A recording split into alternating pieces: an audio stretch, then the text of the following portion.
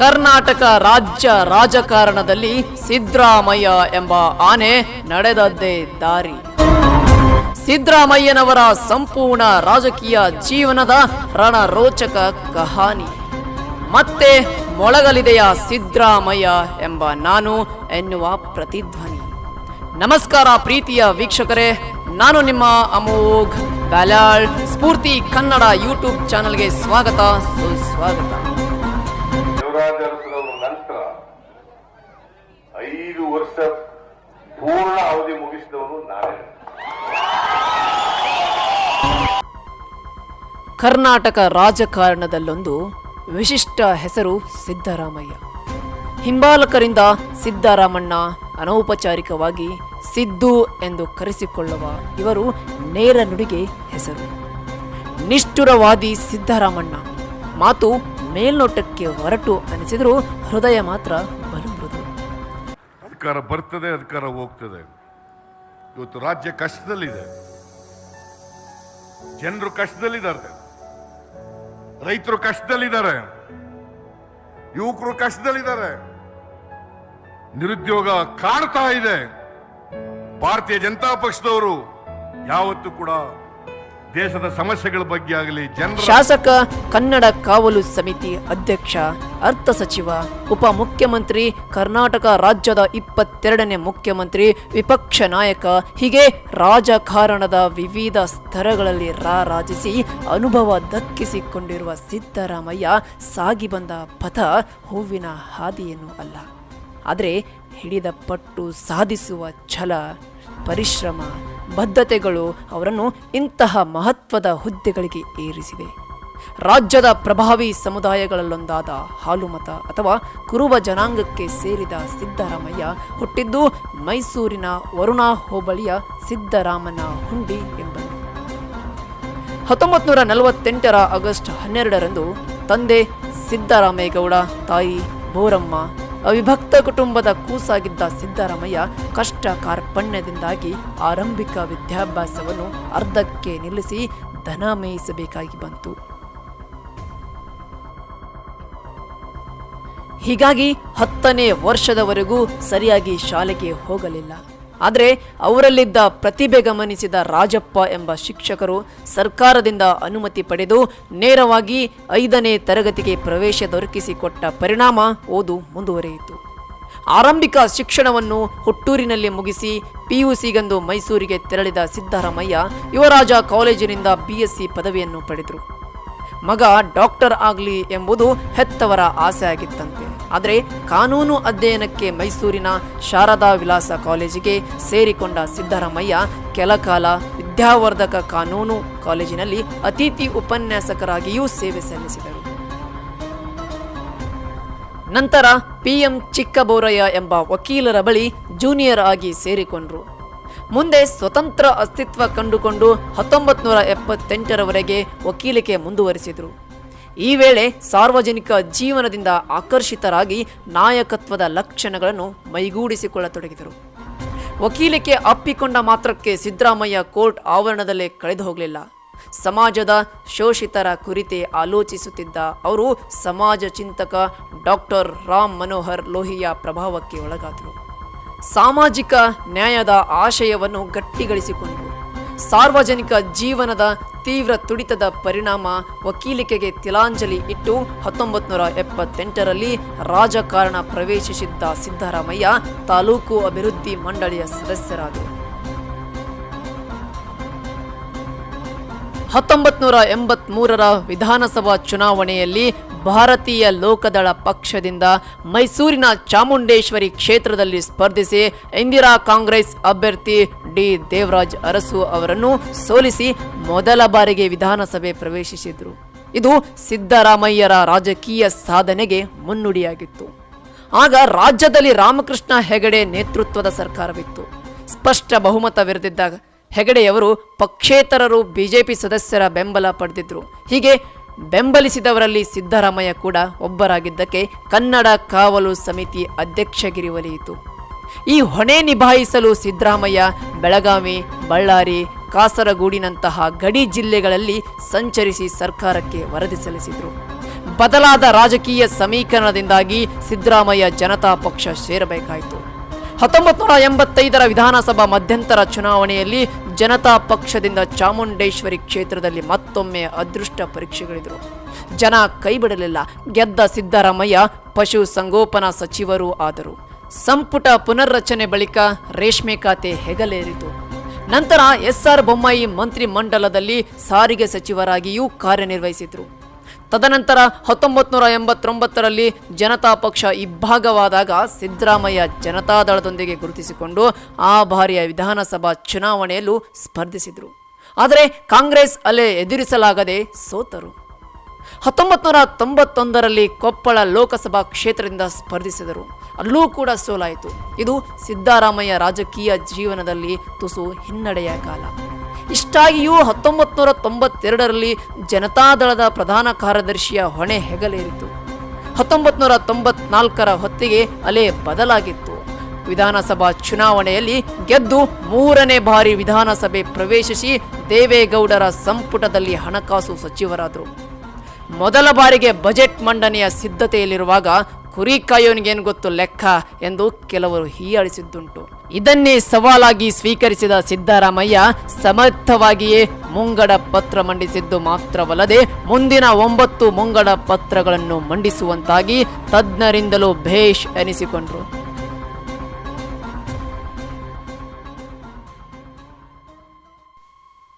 ದೇವೇಗೌಡರು 1996ರಲ್ಲಿ ಪ್ರಧಾನಮಂತ್ರಿಗಳಾದಾಗ ಕರ್ನಾಟಕ ಮುಖ್ಯಮಂತ್ರಿಯಾಗಿ ಅಧಿಕಾರ ಸ್ವೀಕರಿಸಿದ JH ಪಟೇಲರ ಸಂಪುಟದಲ್ಲಿ ಉಪಮುಖ್ಯಮಂತ್ರಿ ಆದರು. 1999ರಲ್ಲಿ ಜನತಾದಳ ಇಬ್ಬಾಗವಾದಾಗ ದೇವೇಗೌಡರ ನೇತೃತ್ವದ JDSನೊಂದಿಗೆ ಗುರುತಿಸಿಕೊಂಡ ಸಿದ್ದರಾಮಯ್ಯ ಪಕ್ಷದ ಅಧ್ಯಕ್ಷರು ಆದರು. ಆದರೆ ಆ ವರ್ಷದ ವಿಧಾನಸಭೆ ಚುನಾವಣೆಯಲ್ಲಿ ಸೋತರು. 2004ರ ವಿಧಾನಸಭಾ ಚುನಾವಣೆಯಲ್ಲಿ ಸಿದ್ದರಾಮಯ್ಯ ಗೆದ್ದರೂ ಅತಂತ್ರ ವಿಧಾನಸಭೆ ಹೊಮ್ಮಿದಾಗ ಕಾಂಗ್ರೆಸ್ JDS ಸಮ್ಮಿಶ್ರ ಸರ್ಕಾರ ರಚನೆಯಾಗುವಂಥ ಅನಿವಾರ್ಯತೆ ಸೃಷ್ಟಿಯಾಯಿತು. ಹಣಕಾಸು ಖಾತೆ ಮತ್ತು ಉಪಮುಖ್ಯಮಂತ್ರಿಗಾದಿ ಸಿದ್ದರಾಮಯ್ಯರ ಪಾಲಾಯಿತು. 2 ಸಲ ಹತ್ತಿರಕ್ಕೆ ಬಂದಿದ್ದ ಮುಖ್ಯಮಂತ್ರಿ ಸ್ಥಾನ ಕಾಣದ ಕೈಗಳ ಆಟದಿಂದಾಗಿ ಕೈ ತಪ್ಪಿದಾಗ ಧಕ್ಕಿದ ಸ್ಥಾನವನ್ನೇ ಅನಿವಾರ್ಯವಾಗಿ ಒಪ್ಪಬೇಕಾದ ಪರಿಸ್ಥಿತಿಯ ಶಿಶುವಾದರೂ ಸಿದ್ದರಾಮಯ್ಯ. ಧರಮ್ ಸಿಂಗ್ ಸರ್ಕಾರದಲ್ಲಿ ಉಪಮುಖ್ಯಮಂತ್ರಿ ಆಗಿದ್ದಾಗಲೇ ಮತ್ತೊಬ್ಬ ಹಿಂದುಳಿದ ನಾಯಕ RL ಜಾಲಪ್ಪ ಜೊತೆಗೂಡಿ ರಾಜ್ಯಾದ್ಯಂತ ಸಂಚರಿಸಿ ಅಲ್ಪಸಂಖ್ಯಾತರು, ಹಿಂದುಳಿದವರು ಮತ್ತು ದಲಿತರ ಸಮಾವೇಶ ಸಂಘಟಿಸಿ ತಮ್ಮ ಬೆಂಬಲದ ನೆಲೆ ಪ್ರದರ್ಶಿಸಿದರು. ಇದರಿಂದ ದೇವೇಗೌಡರು ಮತ್ತು ಸಿದ್ದರಾಮಯ್ಯ ನಡುವಿನ ರಾಜಕೀಯ ಸಂಘರ್ಷ ಉಲ್ಬಣಗೊಂಡು ಸಿದ್ದರಾಮಯ್ಯ ಪಕ್ಷದಿಂದ ಉಚ್ಚಾಟಿಸಲ್ಪಟ್ಟರು. 2006ರಲ್ಲಿ ಶಾಸಕ ಸ್ಥಾನಕ್ಕೆ ರಾಜೀನಾಮೆಯೂ ನೀಡಿದರು. ರಾಜಕೀಯವಾಗಿ ಅಪ್ರಸ್ತುತರಾಗದಂತಿರಲು ತಮ್ಮದೇ ಅಸ್ತಿತ್ವ ಕಂಡುಕೊಳ್ಳಬೇಕಾದ ಅನಿವಾರ್ಯತೆ ಒದಗಿತು. ಅಂದುಕೊಂಡಂತೆಯೇ ಆಗಿದ್ರೆ 2006ರ ಜುಲೈನಲ್ಲೇ ಅಖಿಲ ಭಾರತ ಪ್ರಗತಿಪರ ಜನತಾದಳ ಎಂಬ ಪಕ್ಷವನ್ನು ಅವರು ಹುಟ್ಟು ಹಾಕಬೇಕಿತ್ತು. ಆದರೆ ಅದು ಸುಲಭವಾಗಿರಲಿಲ್ಲ. ಕಾಂಗ್ರೆಸ್ ಸೇರಿದರೆ ಹೇಗೆಂಬ ಪ್ರಶ್ನೆ ಸುಳಿದರೂ ದೀರ್ಘಕಾಲ ವಿರೋಧಿಸಿಕೊಂಡು ಬಂದ ಕಾಂಗ್ರೆಸ್ ಅನ್ನು ಸೇರಿದರೆ ಸಮರ್ಥಿಸಿಕೊಳ್ಳುವುದು ಹೇಗೆ ಎಂಬ ಗೊಂದಲವು ಇಣುಕಿತು. ಕೊನೆಗೆ ಗಟ್ಟಿ ನಿರ್ಧಾರ ಮಾಡಿಯೇ ಬಿಟ್ಟರು. ಅದು 2006ರ ಜುಲೈ 22 ಬೆಂಗಳೂರಿನ ಅರಮನೆ ಮೈದಾನದಲ್ಲಿ ಏರ್ಪಾಡಾಗಿದ್ದ ಸಮಾವೇಶದಲ್ಲಿ AICC ಅಧಿನಾಯಕಿ ಸೋನಿಯಾ ಗಾಂಧಿ ಸಮ್ಮುಖದಲ್ಲಿ ಕಾಂಗ್ರೆಸ್ ಸೇರಿದರು. ಇದು ಸಿದ್ದರಾಮಯ್ಯರ ರಾಜಕೀಯ ಬದುಕಲ್ಲೊಂದು ಮೈಲಿಗಲ್ಲು. ಬಳಿಕ ಚಾಮುಂಡೇಶ್ವರಿ ಕ್ಷೇತ್ರದ ಮರು ಚುನಾವಣೆಯಲ್ಲಿ ಹಸ್ತದ ಗುರುತಿನಿಂದ ಸ್ಪರ್ಧಿಸಿ ಗೆಲುವು ದಾಖಲಿಸಿದರು. 2008ರಲ್ಲಿ ವಿಧಾನಸಭಾ ಕ್ಷೇತ್ರಗಳ ಮರು ವಿಂಗಡಣೆಯಾಗಿ ವರುಣಾ ಕ್ಷೇತ್ರ ರಚನೆಯಾಯಿತು. ಅಲ್ಲಿಂದ ಸ್ಪರ್ಧಿಸಿ ವಿಧಾನಸಭೆ ಮೆಟ್ಟಿಲೇರಿದ ಸಿದ್ದರಾಮಯ್ಯರಿಗೆ ಕಾಂಗ್ರೆಸ್ ಸಖ್ಯ ಸುಲಭವಾಗಿರಲಿಲ್ಲ. ಕಾರಣ ಪಕ್ಷಕ್ಕಾಗಿ ದಶಕದಿಂದ ದುಡಿದ ಹಳೆ ಹುಲಿಗಳು ಅಲ್ಲಿ ಸಾಕಷ್ಟಿದ್ದವು. ಈ ಮಧ್ಯ ಪರಮಾಪ್ತ CM ಇಬ್ರಾಹಿಂಗೆ ಮೇಲ್ಮನೆ ಟಿಕೆಟ್ ದಕ್ಕದಿದ್ದಾಗ ಹುಂಕರಿಸಿದ್ದಕ್ಕೆ ಹೈಕಮಾಂಡ್ ಕೂಡ ಗಮನ ಹರಿಸಿತು. ಮಲ್ಲಿಕಾರ್ಜುನ್ ಖರ್ಗೆ ತೆರವು ಮಾಡಿದ್ದ ಪ್ರತಿಪಕ್ಷ ನಾಯಕನ ಪಟ್ಟ ಸಿದ್ದರಾಮಯ್ಯರಿಗೆ ದಕ್ಕಿತು. ಅದು 2010ರ ಕಾಲಘಟ್ಟ. ಆಂತರಿಕ ಕಚ್ಚಾಟಗಳಿಂದಾಗಿ BJP ಸರ್ಕಾರದ ವರ್ಚಸ್ಸು ಕುಂದಿತ್ತು. ಬಳ್ಳಾರಿಯ ಗಣಿ ರಾಜಕಾರಣ ಅನೇಕರ ಅಸಹನೆಗೆ ಕಾರಣವಾಗಿತ್ತು. ಬಳ್ಳಾರಿಗೆ ಒಂದ್ಸಲ ಬಂದು ನೋಡಿ ಎಂದು ಗಣಿ ಧಣಿಗಳು ನೀಡಿದ ಪಂಥಾಹ್ವಾನ ಸ್ವೀಕರಿಸಿದ ಸಿದ್ದರಾಮಯ್ಯ ಬೆಂಗಳೂರಿನಿಂದ ಬಳ್ಳಾರಿಯವರೆಗೂ ಪಾದಯಾತ್ರೆ ಆರಂಭಿಸಿಯೇ ಬಿಟ್ಟರು. ಏನ್ರಿ ಜನಾರ್ದನ್ ರೆಡ್ಡಿ ಅವರೇ, ನನಗೆ ಸವಾಲ್ ಹಾಕಿದ್ರಿ, ತಾಕತ್ತಿದ್ರೆ ಬಳ್ಳಾರಿಗೆ ಬನ್ನಿ. ನೀ ತಾಕತ್ತಿದ್ರೆ ಬಾ ನೋಡೋಣ ಈಗ ಬಳ್ಳಾರಿಗೆ. ಇದು ರಾಜ್ಯ ರಾಜಕೀಯದಲ್ಲಿ ಸಂಚಲನ ಸೃಷ್ಟಿಸಿತು. ಈ ಚೈತ್ರ ಯಾತ್ರೆ ಇಷ್ಟಕ್ಕೆ ನಿಲ್ಲಲಿಲ್ಲ. 2013 ವಿಧಾನಸಭಾ ಚುನಾವಣೆಯಲ್ಲಿ ತಮ್ಮ ಕ್ಷೇತ್ರಕ್ಕಷ್ಟೇ ಗಮನ ಹರಿಸದೆ ರಾಜ್ಯ ಸುತ್ತಿ ಕಾಂಗ್ರೆಸ್ ಅಭ್ಯರ್ಥಿಗಳ ಭರ್ಜರಿ ಪ್ರಚಾರ ಮಾಡಿದರು. ನಂಬಿದ ಜನ ಕಾಂಗ್ರೆಸ್ಗೆ ಉಘೆ ಉಘೆ ಎಂದರು. ಬಿಜೆಪಿ ನೆಲಕಚ್ಚಿತು. ಮುಖ್ಯಮಂತ್ರಿ ಗಾದಿಗೆ ಪ್ರಬಲ ಸ್ಪರ್ಧಿ ಆಗಬಹುದಾಗಿದ್ದ ಡಾಕ್ಟರ್ ಜಿ ಪರಮೇಶ್ವರ್ ಕೊರಟಗೆರೆಯಲ್ಲಿ ಸೋತಿದ್ದು ಸಿದ್ದರಾಮಯ್ಯರಿಗೆ ವರದಾನವಾಯಿತು. ಜೊತೆಗೆ ಬಳ್ಳಾರಿ ಪಾದಯಾತ್ರೆ ಖ್ಯಾತಿಯೂ ಸೇರಿ 2013 ಮೇ 10 ಕಾಂಗ್ರೆಸ್ ಶಾಸಕಾಂಗ ಪಕ್ಷದ ನಾಯಕರಾಗಿ ಆಯ್ಕೆಯಾದ ಸಿದ್ದರಾಮಯ್ಯ ಮೇ 13 ಕರ್ನಾಟಕದ 22ನೇ ಮುಖ್ಯಮಂತ್ರಿಯಾದರು. ಸಿದ್ದರಾಮಯ್ಯ ಎಂಬ ಹೆಸರಿನ ನಾನು ಕಾನೂನಿನ ಮೂಲಕ ಭಾರತದ ಸಂವಿಧಾನದ ವಿಷಯದಲ್ಲಿ ನಿಜವಾದ ಶ್ರದ್ಧೆ. ಚುನಾವಣಾ ಪ್ರಣಾಳಿಕೆ ಕಾಗದದ ಕಂತೆಯಾಗಿ ಕಳೆದು ಹೋಗಬಾರದು, ಸರ್ಕಾರಕ್ಕೆ ಮಾರ್ಗದರ್ಶಿಯಾಗಿರಬೇಕು ಎಂದೇ ಸಂಕಲ್ಪಿಸಿದ್ದ ಸಿದ್ದರಾಮಯ್ಯ ಅಧಿಕಾರ ವಹಿಸಿಕೊಂಡ ಕ್ಷಣ ಅನ್ನಭಾಗ್ಯ, ಕ್ಷೀರಭಾಗ್ಯ, ಅಲ್ಪಸಂಖ್ಯಾತ, ಹಿಂದುಳಿದ ದಲಿತ ಸಮುದಾಯದವರ ಸಾಲ ಮನ್ನಾದಂತಹ ಜನಪ್ರಿಯ ಯೋಜನೆಗಳನ್ನು ಘೋಷಿಸಿದರು. ದಲಿತ ವಿದ್ಯಾರ್ಥಿಗಳಿಗೆ ಉಚಿತ ಬಸ್ ಪಾಸ್ ನೀಡಿದರು. ಅನೇಕ ಯೋಜನೆಗಳನ್ನು ಮಾಡಿದರು. ಅದರ ಮೂಲ ಆಶಯಗಳನ್ನು ನೆರವೇರಿಸುವಲ್ಲಿ ವಿಫಲರಾದರು.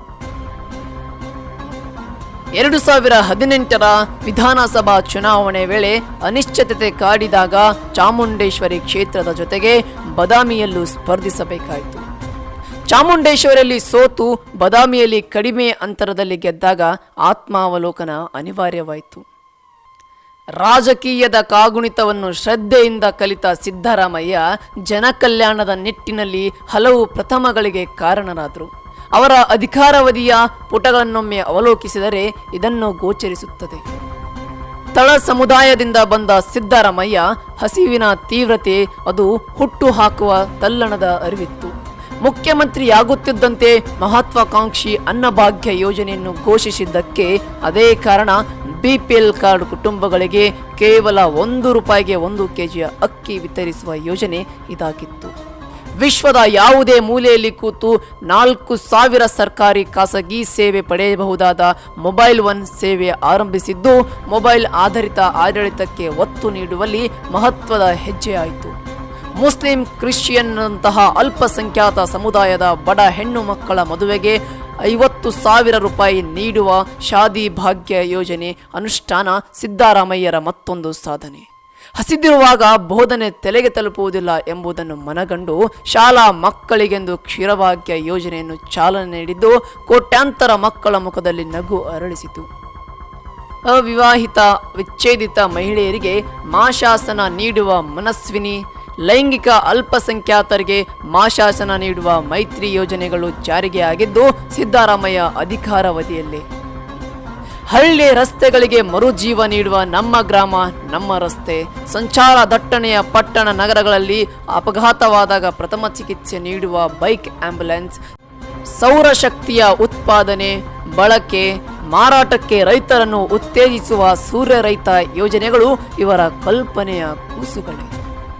ಮಳೆಯಾಶ್ರಿತ ಪ್ರದೇಶದ ಕೃಷಿಕರ ಜೀವನೋಪಾಯದ ಉತ್ತಮಿಕೆಗೆ ಕೃಷಿ ಭಾಗ್ಯ, ಸರ್ಕಾರಿ ವಿದ್ಯಾರ್ಥಿ ನಿಲಯಗಳಲ್ಲಿ ಪ್ರವೇಶ ದೊರೆಯದ ವಿದ್ಯಾರ್ಥಿಗಳಿಗೆ ಊಟ ವಸತಿಗೆಂದು ವಾರ್ಷಿಕ ₹15,000 ನೆರವಿನ ವಿದ್ಯಾಸಿರಿ ಯೋಜನೆಗಳ ಜಾರಿಗೆ ಕಟಿಬದ್ಧರಾಗಿದ್ದು ಸಿದ್ದರಾಮಯ್ಯನವರೇ. ಹಸಿವು ಮುಕ್ತ ಕರ್ನಾಟಕ ಕಟ್ಟುವ ಕನಸು ಕಂಡು ಬಡವರಿಗೆ ಕಡಿಮೆ ದರದಲ್ಲಿ ತಿಂಡಿ ತಿನಿಸು ನೀಡುವ ಇಂದಿರಾ ಕ್ಯಾಂಟೀನ್ಗಳಿಗೆ ಚಾಲನೆ ನೀಡಿತು. ಸಿದ್ದರಾಮಯ್ಯ ಅವರ ಆಡಳಿತ ವೈಖರಿ ಬಗ್ಗೆ ಅದೇನೇ ಅಪಸ್ವರವಿರಲಿ, ಅವರ ಅಧಿಕಾರಾವಧಿಯಲ್ಲಿ ರಾಜ್ಯದಲ್ಲಿ ಶಾಂತಿ ಇತ್ತು. ಕಾಂಗ್ರೆಸ್ ಪಕ್ಷದಲ್ಲಿ ಬಂಡಾಯವಾಗಲಿ ಆಂತರಿಕ ಕಿತ್ತಾಟವಾಗಲಿ ಇರಲಿಲ್ಲ. ರಾಜ್ಯದಲ್ಲಿ ಬರತಾಂಡವ ಮಾಡುತ್ತಿದ್ದರೂ ಹಣಕಾಸು ಪರಿಸ್ಥಿತಿ ಉತ್ತಮವಾಗಿತ್ತು ಎಂಬುದು ಅಪ್ಪಟ ಸತ್ಯ.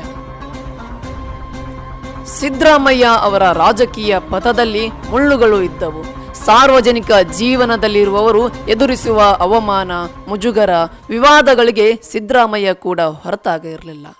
ಕಾಂಗ್ರೆಸ್ ಅಧಿಕಾರಕ್ಕೆ ಬಂದು ತಾವು ಮುಖ್ಯಮಂತ್ರಿ ಆದರೆ ಉಡುಪಿಯ ಶ್ರೀಕೃಷ್ಣ ಮಠವನ್ನು ಮುಜರಾಯಿ ಇಲಾಖೆಯ ವ್ಯಾಪ್ತಿಗೆ ತರುವುದಕ್ಕೆ ಆದ್ಯತೆ ಎಂದು ಚುನಾವಣಾ ಪ್ರಚಾರದ ವೇಳೆ ಸಿದ್ದರಾಮಯ್ಯ ಆಶ್ವಾಸನೆ ಕೊಟ್ಟಿದ್ದರು.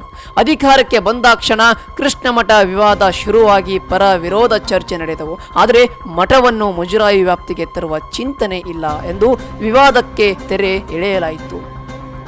ಮೂಢನಂಬಿಕೆಗಳ ಪ್ರತಿಬಂಧಕ ಕಾಯ್ದೆ ಜಾರಿಗೆ ತರಲು ಸಿದ್ದರಾಮಯ್ಯ ಉತ್ಸುಕರಾಗಿದ್ದರು. ಆದರೆ ಕಾಯ್ದೆಯ ಬಗ್ಗೆ ಸ್ಪಷ್ಟನೆ ಇಲ್ಲದ ಕಾರಣ ಜಾರಿಗೆಯಾಗಬಾರದು ಎಂದು ಸಮಾಜದ ವಿವಿಧ ವರ್ಗಗಳು ಒತ್ತಾಯಿಸಿ ಹೋರಾಟವು ನಡೆದಿದ್ದರ ಜೊತೆಗೆ ಕಾಂಗ್ರೆಸ್ಸಿಗರೇ ಈ ಕಾಯ್ದೆಯ ವಿರುದ್ಧ ಹೇಳಿಕೆ ನೀಡಿದ್ದು ಸರ್ಕಾರಕ್ಕೆ ಮುಜುಗರ ತಂದಿತು. ಪರಿಣಾಮ ಮಸೂದೆ ಮಂಡನೆಯಿಂದ ಸರ್ಕಾರ ಹಿಂದೆ ಸರಿಯಬೇಕಾಯಿತು.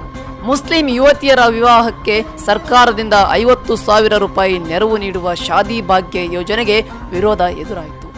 ಎಲ್ಲ ಅಲ್ಪಸಂಖ್ಯಾತ ವರ್ಗಗಳಿಗೂ ಇದನ್ನು ವಿಸ್ತರಿಸಬೇಕೆಂಬ ಪ್ರತಿಪಕ್ಷಗಳ ಒತ್ತಾಯಕ್ಕೆ ಸರ್ಕಾರ ಮಣಿಯಬೇಕಾಯಿತು. ಬೆಳಗಾವಿ ವಿಧಾನಸಭೆ ಅಧಿವೇಶನದ ವೇಳೆ ಕಬ್ಬಿಗೆ ಬೆಂಬಲ ಬೆಲೆಗಾಗಿ ಆಗ್ರಹಿಸಿ ಪ್ರತಿಭಟನೆಯಲ್ಲಿ ತೊಡಗಿ ರೈತನೊಬ್ಬ ವಿಷ ಸೇವಿಸಿ ಆತ್ಮಹತ್ಯೆ ಮಾಡಿಕೊಂಡಿದ್ದು, ಲೋಕಸಭಾ ಚುನಾವಣಾ ಪ್ರಚಾರದ ವೇಳೆ ಸಿದ್ದರಾಮಯ್ಯ ಆ ರೈತ ಕುಡಿದು ಸತ್ತ ಎಂದಿದ್ದು ವಿವಾದಕ್ಕೆ ಕಾರಣವಾಯಿತು. ಬಿಬಿಎಂಪಿ ವ್ಯಾಪ್ತಿಯ ರಸ್ತೆಗಳ ಅಭಿವೃದ್ಧಿಗೆ ಬಿಡುಗಡೆ ಮಾಡಿದ ಅನುದಾನದಲ್ಲಿ ಸಿದ್ದರಾಮಯ್ಯ ಮತ್ತು ಸಚಿವ ಕೆಜೆ ಜಾರ್ಜ್ ಅವರಿಗೆ ಕೋಟ್ಯಾಂತರ ರೂಪಾಯಿ ಕಿಕ್ ಬ್ಯಾಕ್ ಸಂದಾಯವಾಗಿದೆ ಎಂದು ಬಿಜೆಪಿ ಆರೋಪಿಸಿತು. ಸಹೋದ್ಯೋಗಿ ಮಂತ್ರಿ ಕೆಜೆ ಜಾರ್ಜ್ ಅವರ ಭ್ರಷ್ಟಾಚಾರ, ಅಧಿಕಾರ ದುರುಪಯೋಗ, ಅಧಿಕಾರಿಗಳನ್ನು ಸಾವಿನಂಚಿಗೆ ದೂಡಿದ ಆರೋಪಗಳು ಸಿದ್ದರಾಮಯ್ಯರವರನ್ನು ಹೈರಾಣಾಗಿಸಿದವು. ಪೊಲೀಸ್ ಅಧಿಕಾರಿ ಗಣಪತಿ, ಐಎಎಸ್ ಅಧಿಕಾರಿ ಡಿಕೆ ರವಿ ಸಾವು ಸರ್ಕಾರಕ್ಕೆ ನುಂಗಲಾರದ ತುತ್ತಾದವು. ಅಂದಿನ ಸಮಾಜ ಕಲ್ಯಾಣ ಸಚಿವ ಎಚ್ ಆಂಜನೇಯ ಕಚೇರಿ ಗೋಡೆ ಒಡೆಸಿದ್ದು, ಲೋಕೋಪಯೋಗಿ ಸಚಿವ ಎಚ್.ಸಿ. ಮಹಾದೇವಪ್ಪ 2 ಕೋಟಿ ರೂಪಾಯಿ ವೆಚ್ಚದಲ್ಲಿ ಬಂಗಲೆ ನವೀಕರಿಸಿದ್ದು ಸರ್ಕಾರಕ್ಕೆ ಇಕ್ಕಟ್ಟಿಗೆ ಸಿಲುಕಿಸಿತು. ವ್ಯಾಪಕ ವಿರೋಧವಿದ್ದರೂ ಕೊಡಗಿನಲ್ಲಿ ಟಿಪ್ಪು ಜಯಂತಿ ಆಚರಣೆಗೆ ಮುಂದಾಗಿದ್ದಕ್ಕೆ ಪುಟ್ಟಪ್ಪ, ಶಾಹುಲ್ ಹಮೀದ್ ಎಂಬ ಅಮಾಯಕರು ಜೀವ ತರಬೇಕಾಯಿತು. ಅಲ್ಪಸಂಖ್ಯಾತರು, ಹಿಂದುಳಿದ ವರ್ಗದ ಸರ್ಕಾರಿ ಪ್ರೌಢಶಾಲಾ ವಿದ್ಯಾರ್ಥಿಗಳನ್ನು ಪ್ರವಾಸಕ್ಕೆ ಒಯ್ಯುವ ಪ್ರವಾಸ ಭಾಗ್ಯ ಯೋಜನೆಯಿಂದಾಗಿ ಮಕ್ಕಳಲ್ಲಿ ತಾರತಮ್ಯ ಭಾವ ಹುಟ್ಟುತ್ತದೆ ಎಂಬ ಕೂಗು ತೀವ್ರವಾದದ್ದರಿಂದ ಸರ್ಕಾರ ಅದನ್ನು ಕೈಬಿಟ್ಟಿತು. ಬರಗಾಲವಿದ್ದಾಗ ಶಾಸಕರು, ವಿವಿಧ ಸರ್ಕಾರಿ ಸಮಿತಿಗಳ ಸದಸ್ಯರು ಅಧ್ಯಯನದ ಹೆಸರಿನಲ್ಲಿ ಸರ್ಕಾರಿ ವೆಚ್ಚದಲ್ಲಿ ವಿದೇಶಿ ಪ್ರವಾಸಕ್ಕೆ ಮುಂದಾಗಿದ್ದು ಜನಾಕ್ರೋಶಕ್ಕೆ ಕಾರಣವಾಗಿ ಪ್ರವಾಸಗಳಿಗೆ ಬ್ರೇಕ್ ಬಿದ್ದಿತು. ಕಲಬುರಗಿಯಲ್ಲಿ ಭೂಗತ ಪಾತಕಿ ಗುಂಡಿಗೆ ಪಿಎಸ್ಐ ಮಲ್ಲಿಕಾರ್ಜುನ್ ಬಂಡೆ, ನಕ್ಸಲ್ ನಿಗ್ರಹ ಪಡೆ ಶೃಂಗೇರಿಯಲ್ಲಿ ನಡೆಸಿದ ನಕಲಿ ಎನ್ಕೌಂಟರ್ಗೆ ಓರ್ವ ಅಮಾಯಕ ಬಲಿಯಾದ ಪ್ರಕರಣ ಖಂಡನೆಗೆ ಒಳಗಾದವು. ಈ ಪ್ರಕರಣಗಳ ಸಂಬಂಧದ ಪರಿಹಾರ ವಿತರಣೆಯಲ್ಲೂ ಗೊಂದಲವಾಯಿತು. ಸಮಾಜವಾದಿಯಾಗಿದ್ದವರು ಮಜಾವಾದಿ ಆದರು ಎಂದು ಜನರಿಂದ ಕರೆಸಿಕೊಂಡಿದ್ದು, ಸಭೆ ಸಮಾರಂಭ ಸದನಗಳಲ್ಲಿ ನಿದ್ರೆಗೆ ಜಾರುತ್ತಿದ್ದದ್ದು ಸಿದ್ದರಾಮಯ್ಯರ ವ್ಯಕ್ತಿತ್ವದ ಮತ್ತೆರಡು ಮಗ್ಗಲುಗಳು. ಮಾಂಸಾಹಾರ ತಿಂದು ಧರ್ಮಸ್ಥಳದ ದೇಗುಲ ಪ್ರವೇಶಿಸಿದ್ರು, ದುಬಾರಿ ಹ್ಯಾಬ್ಲೋಟ್ ಗಡಿಯಾರವನ್ನು ಸ್ನೇಹಿತರೊಬ್ಬರಿಂದ ಉಡುಗೊರೆಯಾಗಿ ಸ್ವೀಕರಿಸಿದ್ರು ಎಂಬಂತ ಕ್ಷುಲ್ಲಕ ವಿಚಾರಗಳನ್ನಿಟ್ಟುಕೊಂಡು ಸಿದ್ದರಾಮಯ್ಯರನ್ನು ಹಣಿಯಲು ಕೆಲವರು ಯತ್ನಿಸಿದ್ದುಂಟು. ಆದರೆ ಭ್ರಷ್ಟಾಚಾರದ ಪ್ರಕರಣಗಳನ್ನು ಮೈಮೇಲೆ ಎಳೆದುಕೊಳ್ಳದ ಕಳಂಕರಹಿತ ವ್ಯಕ್ತಿತ್ವ ಸಿದ್ದರಾಮಯ್ಯ ಅವರದ್ದು ಎಂಬುದು ಬಹುತೇಕರು ಒಪ್ಪುವ ಮಾತು.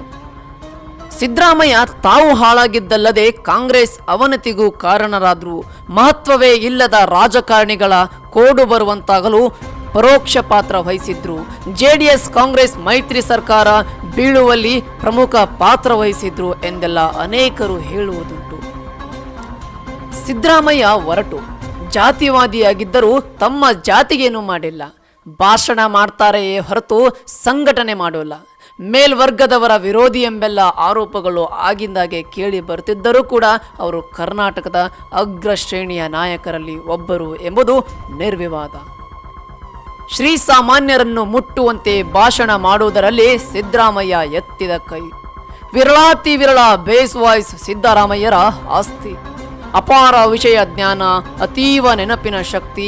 ಅವರ ಆಪ್ತ ಮಿತ್ರರು ಹೇಳುವಂತೆ ಹಿಂದಿ ಭಾಷೆಯಲ್ಲೇನಾದರೂ ಪಳಗಿದ್ದರೆ ಸಿದ್ದರಾಮಯ್ಯ ರಾಷ್ಟ್ರ ನಾಯಕ ಆಗುತ್ತಿದ್ದರು. ವಿದ್ಯಾರ್ಥಿಯಾಗಿದ್ದಲೇ ವೀರಗಾಸೆ, ಡೊಳ್ಳು ಕುಣಿತ, ಜಾನಪದ ಮತ್ತು ಕಂಸಾಳೆ ನೃತ್ಯಗಳನ್ನು ಮೈಗೂಡಿಸಿಕೊಂಡಿದ್ದ ಸಿದ್ದರಾಮಯ್ಯ ಮುಂದೆ ಜನಪ್ರಿಯ ರಾಜಕಾರಣಿಯಾದ ನಂತರವೂ ಹುಟ್ಟೂರಿನ ಉತ್ಸವ ಜಾತ್ರೆಯ ವೇಳೆ ಗ್ರಾಮಸ್ಥರ ಜೊತೆ ತಮ್ಮ ನೃತ್ಯ ಪರಿಣಿತಿಯನ್ನು ಪ್ರದರ್ಶಿಸುತ್ತುಂಟು. ಬೋಂಡಾ ಸಾಂಬಾರ್, ರಾಗಿ ಮುದ್ದೆ, ನಾಟಿ ಕೋಳಿ ಸಾರು, ರಾಗಿ ದೋಸೆ, ಮಸಾಲೆ ದೋಸೆ, ಇಡ್ಲಿ ಅಂದರೆ ಸಿದ್ದರಾಮಯ್ಯರಿಗೆ ಪಂಚಪ್ರಾಣ. ವಿದ್ಯಾರ್ಥಿಯಾಗಿ ಮೈಸೂರಿನ ಬಾಡಿಗೆ ರೂಮ್ನಲ್ಲಿ ದಿನ ದೂಡುವಾಗ ಸಿದ್ದರಾಮಯ್ಯ ಅನುಭವಿಸಿದ ಸಂಕಷ್ಟಗಳೇ ಮುಂದೆ ಮುಖ್ಯಮಂತ್ರಿಯಾದಾಗ ಬಡವರ ಪರ ಯೋಜನೆಗಳ ಜಾರಿಗೆಗೆ ಪ್ರೇರಣೆಯಾದವು. ನನಗೆ ಬಡವರ ಕಷ್ಟ ಗೊತ್ತು, ಹೀಗಾಗಿ ಅನ್ನಭಾಗ್ಯ, ಕ್ಷೀರಭಾಗ್ಯ, ವಿದ್ಯಾಸಿರಿಯಂತಹ ಯೋಜನೆಗಳನ್ನು ಪಟ್ಟು ಹಿಡಿದು ಜಾರಿ ಮಾಡಿತ್ತು ಎಂದು ಅವರೇ ಹೇಳಿಕೊಂಡಿದ್ದಾರೆ. ವೃತ್ತಿಪರ ರಾಜಕಾರಣಿಗಳು ಮಾತ್ರವಲ್ಲದೆ ಸಾಹಿತಿಗಳೊಂದಿಗಿನ ಒಡನಾಟವು ಸಿದ್ದರಾಮಯ್ಯರ ವೈಶಿಷ್ಟ್ಯ. ಮುಖ್ಯಮಂತ್ರಿಯಾಗುತ್ತಿದ್ದಂತೆ ಅವರು ತೆರಳಿದ್ದು ಯಾವುದೇ ಮಠ ಮಂದಿರಕ್ಕಲ್ಲ, GS ಶಿವರುದ್ರಪ್ಪ, UR ಅನಂತಮೂರ್ತಿ, ದೇವನೂರು ಮಹಾದೇವ ಇಂಥವರ ಮನೆಗಳಿಗೆ. ದುಡ್ಡು, ಪ್ರಭಾವ, ಮನೆತನದ ಹಿನ್ನೆಲೆ ಇದ್ದರಷ್ಟೇ ಯಶಸ್ಸು ಸಾಧ್ಯ ಎಂಬ ಗ್ರಹಿಕೆ ಇರುವವರ ಕಣ್ತೆರೆಸುವಂತಿದೆ ಸಿದ್ದರಾಮಯ್ಯರ ಬದುಕು ಮತ್ತು ಸಾಧನೆ. SSLC ಪಾಸ್ ಮಾಡುವುದೇ ದುಸ್ತರವಾಗಿದ್ದ ಸಾಮಾನ್ಯ ರೈತ ಕುಟುಂಬದಲ್ಲಿ ಜನಿಸಿ ಕಷ್ಟ ಕಾರ್ಪಣ್ಯಗಳನ್ನು ಸವಾಲಾಗಿ ಸ್ವೀಕರಿಸಿ ಕುಟುಂಬದ ಮೊದಲ ಪದವೀಧರ ಎನಿಸಿಕೊಂಡು ಪರಿಶ್ರಮದಿಂದಲೇ ರಾಜಕೀಯ ವೃತ್ತಿ ಜೀವನದಲ್ಲಿ ಸಾಧನೆಯ ಶಿಖರವೇರಿದ ಸಿದ್ದರಾಮಯ್ಯ ಮಿಕ್ಕವರಿಗೆ ಮೇಲ್ಪಂಕ್ತಿಯೂ ಹೌದು, ಸ್ಫೂರ್ತಿಯೂ ಹೌದು.